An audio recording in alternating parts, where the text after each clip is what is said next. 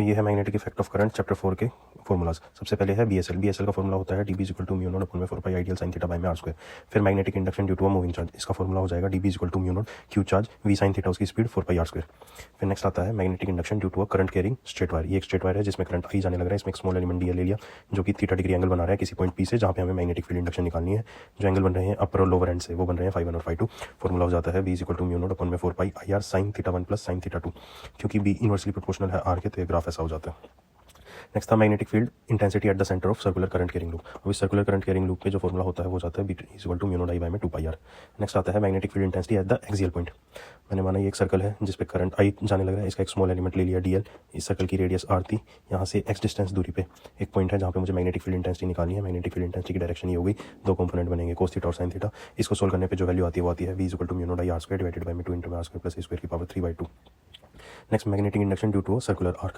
अब सिर्फ ये एक सर्कुलर आर्क है जिसमें करंट आई जाने लग रहा है। इसके कारण मुझे मैग्नेटिक इंडक्शन बतानी है और जो एंगल बन रहा है वो कितना था थीटा। तो फॉर्मूला हो जाता है mu naught I theta by में 4 पाई आर।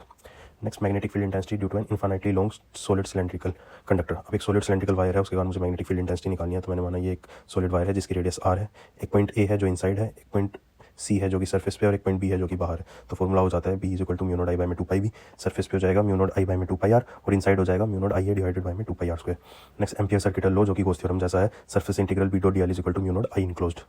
नेक्स्ट हमारा सोलिनॉइड का फॉर्मूला होता है beta is equal to B is equal to mu naught N I is equal to mu naught N I by L. Next है force on moving charge. Moving charge पे जो force लगता है उसका formula होता है F is equal to Q V B sine theta. Next Lorentz force का मतलब फोर्स इलेक्ट्रिक और फोर्स मैग्नेटिक जो भी किसी चार्ज पार्टिकल पे लगता है जो इलेक्ट्रिक और मैग्नेटिक फील्ड में मूव करता है। उसका फॉर्मूला है क्यू ई प्लस में Q V cross B. Next था motion of charge particle in uniform magnetic field. तो वो कैसा करेगा, एक सर्कुलर पाथ में मूव करेगा और जब वो सर्कुलर पाथ में मूव करेगा तो उसकी रेडियस का फॉर्मूला होगा एम वी बाय में क्यू बी। टाइम पीरियड होगा 2 पाई एम अपॉन में क्यू बी और फ्रीक्वेंसी इसकी इनवर्स। मैंने कहा जब वो हेलिकल पाथ में मूव करेगा, दैट मीन जब वो किसी एक सर्टेन एंगल में आता है तो वो इस तरीके से मूव करेगा इस हेलिकल पाथ में।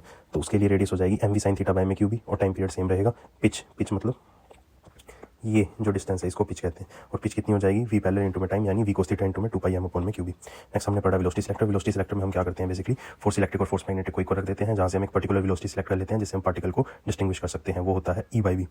फिर हमने पढ़ा force on current carrying conductor in magnetic field, उस पर लगने वाला फोर्स होता है I L B sine theta. फिर हमने पढ़ा अगर दो वायर्स हैं तो और उनमें जो करंट है वो सेम या ऑपोजिट डायरेक्शन में है तो उनके बीच में लगने वाला फोर्स क्या होगा। अगर दोनों वायर में करंट सेम डायरेक्शन में होगा तो फोर्स अट्रैक्शन का होगा और वो होगा F equal to mu naught I one I two L by में 2 पाई डी। और अगर ऑपोजिट है तो फोर्स रिपल्शन का होगा mu naught I one I two L by में 2 पाई ए।